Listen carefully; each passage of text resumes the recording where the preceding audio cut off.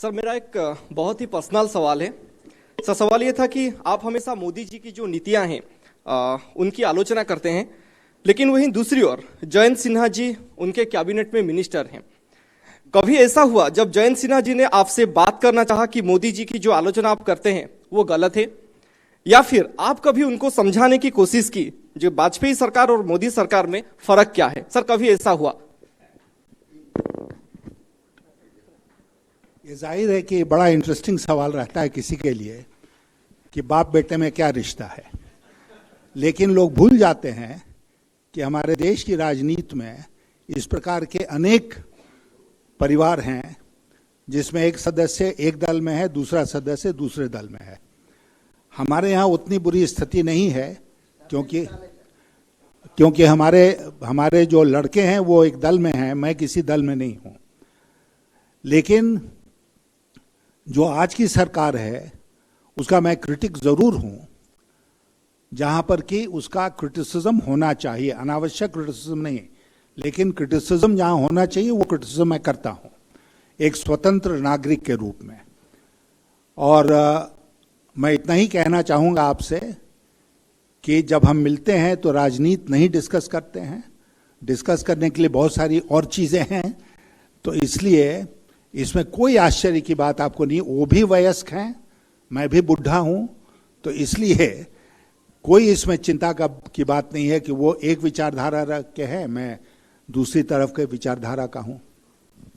और सर मेरा एक सवाल है, जो आरबीआई से अभी 28,000 करोड़ अभी सरकार ने लिया है, उसमें एक्चुअली पहले क्या ऐसा होता था कि इस बार पहले हुआ है कि हम लोग अभी कंफ्यूज है, ऐसा क्यों हुआ कि आरबीआई से 28,000 करोड़ लिया गया है? 8,000 नहीं है, 28,000 crore. 28,000 crore over 40,000 crore, which has been paid within this financial year, which means कि इस फाइनेंशियल ईयर में टोटल उनको 68,000 crore आरबीआई ने दिया। और आप सब जानते हैं कि आरबीआई और भारत सरकार को लेकर एक बहस चली कि आरबीआई के जो रिजर्व्स हैं वो भारत सरकार को आरबीआई दे दे। भारत सरकार का ये मानना था, जो कि उसके अटॉर्नी जनरल ने सुप्रीम कोर्ट में कहा, कि the government of India did not expect 4 to 5 lakh crore to come back. अब ये दुर्भाग्य है कि सारा पैसा वापस आ गया, शायद उससे ज्यादा ही आ गया, इसलिए नहीं है वो बता रहे हैं कि कितना पैसा लौटा डिमोनेटाइजेशन के बाद बैंकों में। तो वहां 4-5 लाख करोड़ रुपया नहीं मिला। तब उन्होंने आरबीआई रिजर्व्स को देखना शुरू किया कि यहां से 3-4 लाख करोड़ रुपया ले लिया जाए। आरबीआई ने उसको रेजिस्ट किया। और मैं आपसे कहना चाहूंगा कि आरबीआई के जो रिजर्व्स हैं दे आर लार्जली नोशनल इस माने में कि they are there against some obligation which is cast upon the RBI. तो इसलिए आरबीआई उसको दे दे, then the central bank of the country will be deprived of that comfort, and all those people will be deprived of the comfort who depend on RBI as the ultimate banker to return their money. तो इसलिए ये नहीं होना चाहिए। What RBI has been doing is कि वो हर साल एक डिविडेंड देते हैं भारत सरकार को, कि उनका जो भी काम हुआ उसमें इतना डिविडेंड अक्रू किया, उस डिविडेंड का एक लार्ज पोर्शन भारत सरकार को देते हैं।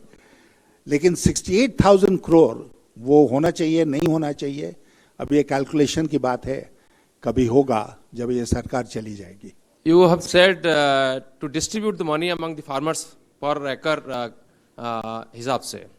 I differ with this idea because the government of India established the Swaminathan Commission, and Swaminathan Commission advised the government of India to give paddy rates and different cereals and agricultural producers rates. But why the government, both at state level and national level, is working that? And why the government will distribute simple money to the farmers? This is taxpayers' money. Why it will be distributed? Rather than, my proposal is, rather than government should give the appropriate price of the government, appropriate price of the agricultural productions of the farmers. Why it will not be paid? Good question. Let me tell you, you must be aware that 90% farmers in this country are small and marginal farmers. And then there are, of course, landless laborers in the rural areas. Now, small and marginal farmers, up to 2 hectares or 5 acres, don't produce marketable surpluses. Mostly they produce what they consume. So therefore, if you have even a liberal MSP policy, it helps only the large farmers, does not help the small and marginal farmers. Because they don't go to the market. They don't go to the market because they don't have marketable surplus. तो इसलिए इन 90% farmers के लिए क्या करना चाहिए?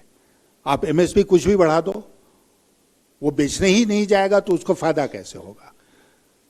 अब वो खाएगा तो उसको ये संतुष्टि होगी कि मैं ज्यादा पैसे का खाना, अपने ही घर में जो हुआ है उस ज्यादा पैसे का खाना खा रहा हूं. अपार्ट फ्रॉम दैट उसको कोई लाभ नहीं होने वाला है. इस तरह के फार्मर्स के लिए क्या होना चाहिए?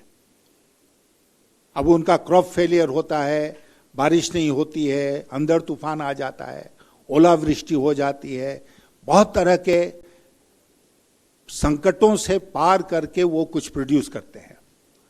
तो इसलिए इस प्रकार के फार्मर्स को यूनिवर्सल बेसिक इनकम के तहत कुछ राशि अनुदान के रूप में देने के अलावा मुझे अभी कोई तीसरा रास्ता नजर नहीं आ रहा है.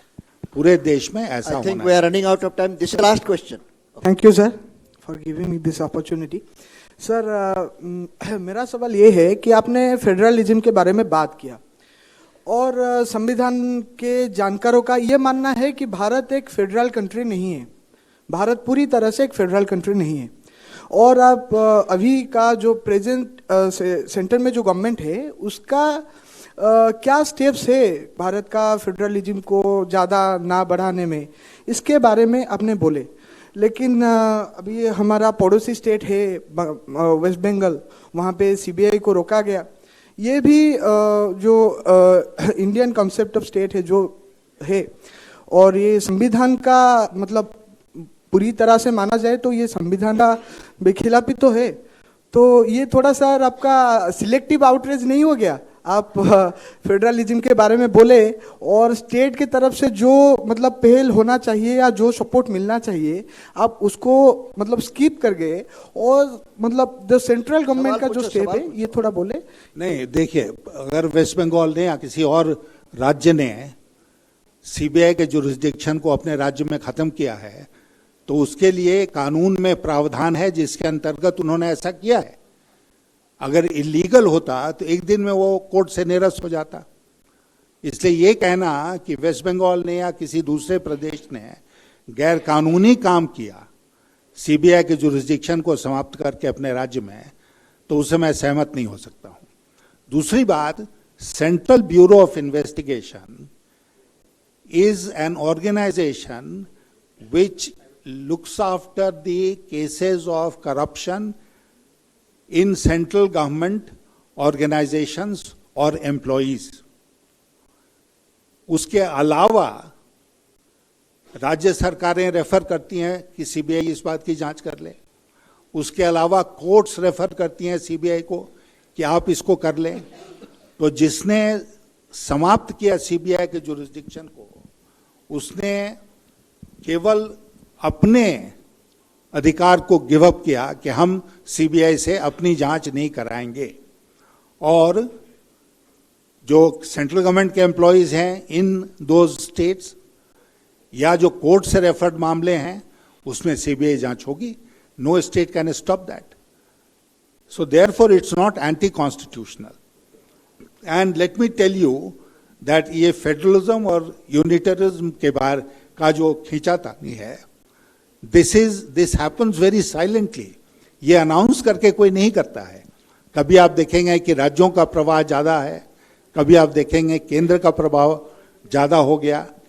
तो ये चलता रहता है. और मैंने यही इसीलिए बात कही कि अगर राज्यों में एक ही और केंद्र में एक ही पार्टी की सरकार है जिसको डबल इंजन वो कहते हैं, तो उससे ऐसा नहीं होना चाहिए कि हमारी सरकार है, पार्टी की सरकार है तो उसको हम ज्यादा सुविधा देंगे और दूसरी पार्टी की सरकार है तो उसमें हम कम सुविधा देंगे।